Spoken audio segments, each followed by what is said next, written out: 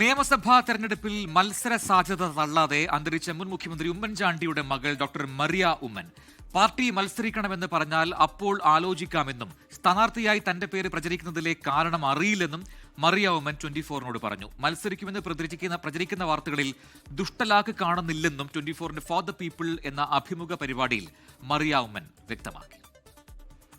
ചാണ്ടിയെയോ മറ്റു മക്കളെയോ രാഷ്ട്രീയ രംഗത്തേക്ക് കൊണ്ടുവരാൻ ഒരു വഴിവിട്ട നീക്കവും പിതാവ് നടത്തിയിട്ടില്ലെന്നും 3 മക്കളെയും തുല്യരായാണ് ഉമ്മൻചാണ്ടി വളർത്തിയതെന്നും തുറന്നു പറയുകയാണ് ഫോർ ദ പീപ്പിളിൽ ഡോക്ടർ മറിയ ഉമ്മൻ. പാർട്ടി മത്സരിക്കണമെന്നാവശ്യപ്പെട്ടാൽ അപ്പോൾ അക്കാര്യം പറയാം.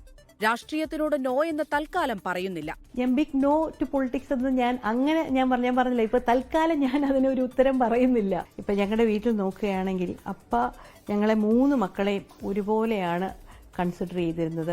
വീട്ടിൽ നിന്ന് ഒരാൾ മാത്രമേ രാഷ്ട്രീയ രംഗത്തുണ്ടാകൂ എന്ന് സഹോദരൻ ചാണ്ടി ഉമ്മൻ പറഞ്ഞത് അച്ചടക്കമുള്ള ഒരു കോൺഗ്രസ് പാർട്ടി പ്രവർത്തകനായതുകൊണ്ടാണെന്നും മറിയ ഉമ്മൻ പറയുന്നു. ചാണ്ടി ഒരു അച്ചടക്കമുള്ള ഒരു കോൺഗ്രസ് പ്രവർത്തകനാണ്, MLA ആണ്. പാർട്ടിയാണ് അൾട്ടിമേറ്റ്ലി എല്ലാം തീരുമാനിക്കുന്നത്. അപ്പം ചാണ്ടി അതുകൊണ്ട് പറഞ്ഞതായിരിക്കാം. ഇപ്പൊ പാർട്ടി തീരുമാനിക്കുന്ന അനുസരിച്ച് പ്രവർത്തിക്കും എന്ന് പറഞ്ഞു എന്ന് മാത്രമാണ് ഞാൻ അതിൽ നിന്ന് മനസ്സിലാക്കി. ചെങ്ങന്നൂരും കാഞ്ഞിരപ്പള്ളിയിലും ആറന്മുളയിലും മത്സരരംഗത്ത് തന്റെ പേരുയരുന്നുണ്ട്. എന്നാൽ അത്തരം വാർത്തകളെപ്പറ്റി തനിക്ക് ഒരറിവുമില്ല എന്നും മറിയ വ്യക്തമാക്കി.